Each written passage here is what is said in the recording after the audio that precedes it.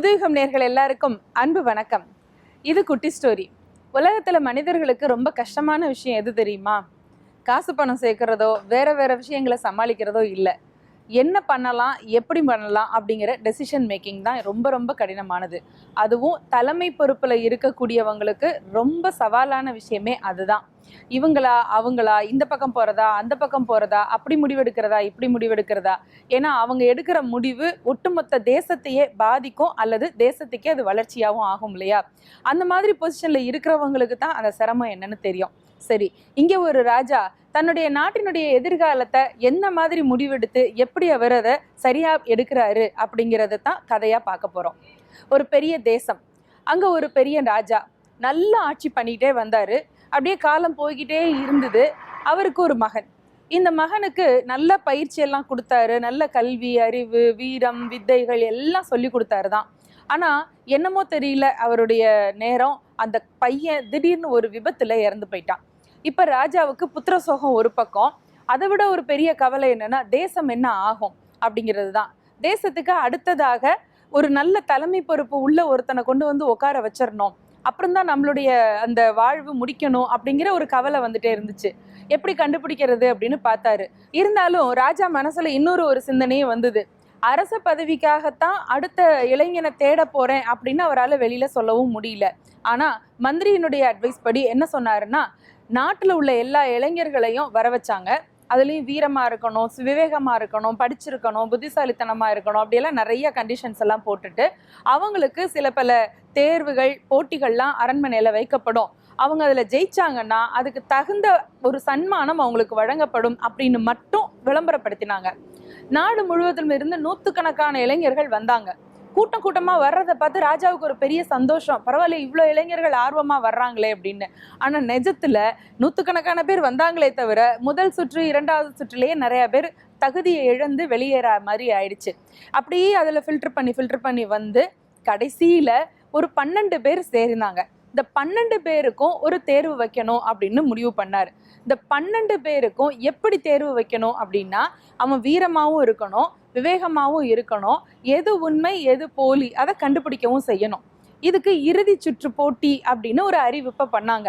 இந்த இறுதி சுற்றுக்கு ஒரு தேதி ஒரு நேரம் குறிச்சாங்க. அரண்மனைக்கு பக்கத்துல இருக்கக்கூடிய பெரிய அந்த விளையாட்டு மைதானத்துல இந்த 12 இளைஞர்களும் வந்து வரிசையா நின்னாங்க. மகாராஜா, மந்திரி, மற்ற நாட்டு மக்கள் எல்லாரும் சுத்தி உட்காந்து அந்த போட்டியை பார்க்க ஆரம்பிச்சாங்க. போட்டி என்ன விதமா இருக்க போகுது, எப்படி போட்டி, வாழ்வு சண்டையா, வில் சண்டையா, மல்யுத்தமா, வேற ஏதாவது விதமான போட்டிகளா, எதுவுமே யாருக்குமே தெரியாது. ஆனா அந்த நேரத்துல அங்க வந்து ஒரு பெரிய ஒரு திரை சீலை போட்டிருந்தது. அந்த திரை சீலை சுத்தி மறைச்சிருந்துச்சு. அறிவிப்பு சொன்னாங்க என்னன்னா, வந்திருக்கக்கூடிய 12 பேரும் அப்படி வரிசையா நின்னாங்களா, 12 பேருக்கும் ஒரே விதமான போட்டி தான், ஒரே நேரத்துல தான். என்ன போட்டின்னா, அந்த திரைச்சீலையை விளக்கினாங்க. உள்ளுக்குள்ள 2 வீரர்கள் நின்னாங்க. 2 பேரும் பார்க்கறதுக்கு அப்படியே அச்சு அசலா ஒரே மாதிரியே இருந்தாங்க. இந்த 12 பேருக்கும் என்ன டாஸ்க் அப்படின்னா, இந்த இருக்காங்க இல்லையா 2 வீரர்கள், இந்த 2 வீரர்கள்ல யாரு நிஜம் யாரு போலி இதை கண்டுபிடிக்கிறது தான் இந்த 12 பேருக்கும் கொடுக்கப்பட்டிருக்கக்கூடிய அந்த போட்டி. ஒவ்வொருத்தரும் கிட்டக்க போய் அந்த வீரர்களை பார்க்கலாம். ஆனால் ஒரு குறிப்பிட்ட தொலைவில் தான் நின்று பார்க்கணும். அவங்கள துன்புறுத்தக்கூடாது, அவங்க மேலே எதையும் எடுத்து எரியக்கூடாது, இப்படியெல்லாம் சில பல நிபந்தனையெல்லாம் போட்டிருந்தாங்க. இதெல்லாம் முதல்ல சொல்லியாச்சு 12 பேருக்கும்.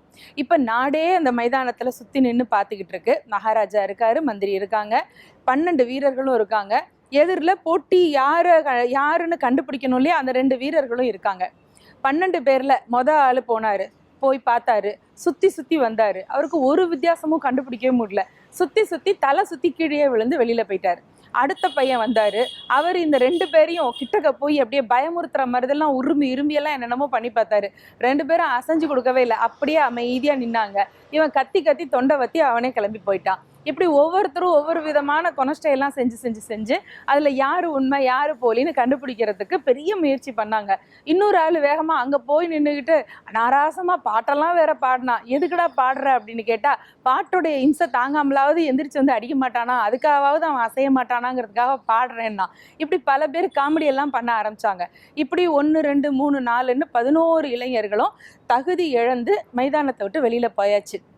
12வது இளைஞன் வந்தார். இவருக்கு புரிஞ்சு போச்சு இதுக்குள்ள என்னமோ ஒரு சூட்சுமம் இருக்கு, இதை நம்ம புத்திசாலித்தனமா அணுகணும் அப்படின்னு முடிவு பண்ணவர் நேரா போனாரு. 2 பேரையும் ஒரு குறிப்பிட்ட தொலைவில் நின்று அப்படி பார்த்தாரு. இவருக்கு மனசுக்குள்ள ஒரு சின்ன சந்தேகம் வந்துச்சு. அங்க இருந்த மந்திரிகிட்டையும் மற்ற சேவகர்கள்கிட்டையும் எனக்கு ஒரு உதவி வேணுமே அப்படின்னாரு. என்ன உதவி? ஒரு பெரிய முகம் பார்க்குற கண்ணாடி வேணும் அப்படின்னாரு. கண்ணாடி எதுக்கியா இப்ப போட்டி நேரத்துல தலைவார போறியா அப்படின்னு. இல்ல கண்ணாடி வேணும் எனக்கு அப்படின்னு. சரின்னு ஒரு பெரிய முகம் பார்க்குற கண்ணாடியே கொண்டு வந்து கொடுத்தாங்க. நல்ல உச்சி பொழுது, வெயிலும் இருக்கிற நேரம். இந்த இளைஞன் என்ன பண்ணா, இந்த 2 பேருக்கு பக்கத்துல போகாம கொஞ்சம் தொலைவில் நின்று சூரிய வெளிச்சம் இந்த கண்ணாடியில பட்டு அவங்க முகத்துல பிரதிபலிக்கிற மாதிரி அந்த கண்ணாடியினுடைய அந்த பொசிஷனை அப்படி திருப்பி திருப்பி வச்சான். இப்படி காமிக்க ஒரு ஆள் மட்டும் கண்ணை சிமிட்டி இப்படி பண்ணிட்டாரு. இன்னொரு ஆள் அப்படியே நின்னாரு. இவனுக்கு இப்ப புரிஞ்சு போச்சு, மகாராஜா இவர் தான் நிஜமான வீரன், பக்கத்துல இருக்கிறது இந்த வீரன் மாதிரியே இருக்கக்கூடிய பொம்மை அப்படின்னு சொன்னார். எல்லாருக்கும் சந்தோஷம், ஆச்சரியம். கிட்டக்க போகல, அவங்க 2 பேரையும் துன்புறுத்தல, அதிக நேரம் எடுத்துக்கல, முட்டாள்தனமான ஏதேதோ சைகைகள்லாம் செய்யவும் இல்லை. ஆனா ரொம்ப சாமர்த்தியமா யோசிச்சு ஒரே நிமிஷத்துல யாரு போலி யாரு அசல் அப்படின்னு கண்டுபிடிச்சிட்டானே அப்படின்னு சொல்லி அந்த பையனுக்கே அடுத்த அரச பதவி அப்படின்னு அறிவிப்பு பண்ணாரு மன்னர். அந்த நொடிதான் இந்த இளைஞனுக்கு தெரியுது, ஓ இது அடுத்த இளவரசன் யாரு, அரசன் யாருங்கிறதுக்கான ஒரு தகுதி தேர்வு போல அப்படிங்கிற விஷயமே அவனுக்கும் நாட்டு மக்களுக்கும் அப்பதான் தெரிய வந்துச்சு. மன்னனும் மற்றவங்களும் ரொம்ப கோலாகலமா அந்த இளைஞனுக்கு அரச பதவியை கொண்டு வந்து கொடுத்தாங்க. எப்பவுமே சோதனைகள், போட்டிகள் எல்லாம் சுத்தி வரும். அந்த நேரத்துல பதறாம விவேகமா யோசிச்சோம் அப்படின்னா வெற்றி நிச்சயம். சிந்திக்கலாமா? நன்றி.